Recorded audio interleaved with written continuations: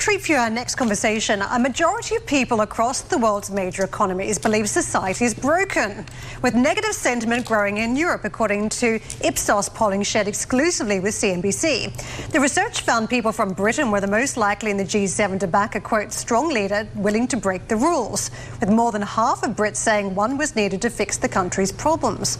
Well, Clifford Young joins us now, President of Polling and Societal Trends for the US Ipsos. Thank you so much for joining us with this research, Clifford. I was looking at the first slide and the first question that you asked for those that you were surveying. How much do you agree or disagree with the following statements about the society is broken? Society is broken, and we saw what Germany, South Africa, Hungary, Brazil, the likes of Sweden, Thailand, all rally very high in saying, yes, we believe society is broken. Just walk us through what that means, what the survey data means. Yeah, and so this is the 10th year of this poll. Our first inaugural one was in 2016. Inspiration was Brexit and the rise of Trump. And the forces that shaped politics then are the same forces that shape politics today globally. There's a widespread belief that the system is broken, that parties and politicians no longer care about the average person, and there's a need for strong leaders, to, even if they have to break the rules, to take the country back. This is the rise of anti-establishment sentiment in politics. And we especially saw this play out last year in the numerous elections around the world in 2024. Clifford, what does that populism mean in terms of two-party systems that have been in place in a lot of countries? We're talking about whether Elon Musk overnight could form another party. We're seeing here in the UK still the strength of reform. What does it mean as you put that together with what we know in terms of the news narrative? Yeah, well, it takes on different forms and flavors across the world, across contexts. But overall, it's pressure on the establishment, pressure on existing parties. We can see in the United States, for instance, Donald Trump having a hostile takeover of the Republican Party. We can see in places like Brazil a rise of alternative candidates like and politicians like Bolsonaro. It takes on different forms, but overall, it's pressure on the existing system. And in some cases, the system frays.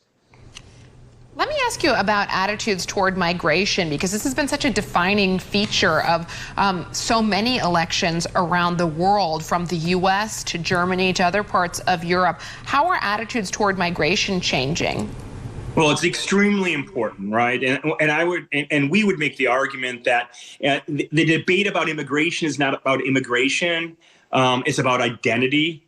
It's sort of a proxy or a canary in the coal mine when it comes to identity politics. And our own research shows it's the most important predictor of politics around the world, whether it be the United States or the UK or Brazil or Turkey or France or Indonesia or South Africa. It is what defines things. Now, once again, it takes on different flavors in different forms in different places. But we can understand our politics today based upon who should count in democracy and who should not. We obviously are seeing that play out today in Donald Trump and the administration's policies towards immigration and migration, and as well as in other countries. Well, let me just take it a little bit further and highlight one of the findings in the survey. The question, we would like you to think of immigration and immigrants in general. How much do you agree or disagree with the following statement? Immigrants take jobs away. And you said the big variations in the U.S. becoming more mellow on this question. Europeans least likely to agree. Talk to us about that element specifically. Well, there's this interesting contradiction, right? Overall, especially in the West, in the United States, and in the Western Hemisphere, in Europe, societies are becoming more tolerant of others, and that's the case when it comes to immigration and more specifically nativism, as we're measuring there. But it's increasingly becoming more important politically speaking. In other words, our parties are increasingly being defined by where they stand on the issue. So in the United States, as an example, we have Democrats becoming increasingly more tolerant towards immigrants over the course of the last few decades, whereas Republicans are less so. So this is a very much a polarizing issue. Even though maybe society is becoming more tolerant, the politics itself is becoming more tribal and polarized. Clifford, I want to just come back to that point that you made, that in the data that those who are polled want a strong leader willing to break the rules. In Europe, it's a rules-based system, although there are a lot of strong leaders in various different parts of Europe that have proved a thorn in the side in terms of getting policy making done. Do you think that it is just an unlikely scenario that Europe can hold together, given what the polling data is saying?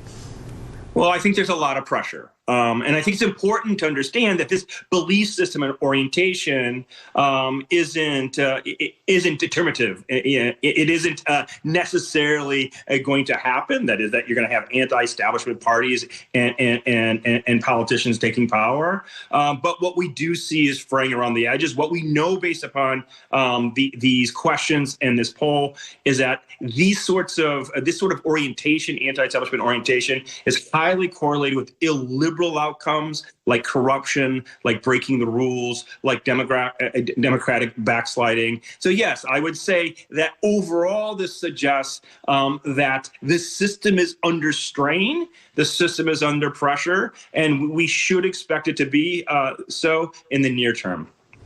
Clifford, bringing it back to the news flow overnight and Elon Musk touting the possibility of starting a third party in the U.S., a third leading party to compete with the Democrats and the Republicans on the basis that voters are dissatisfied with both parties here. Based on your understanding of polling and societal trends, how would a third party potentially do in the U.S.?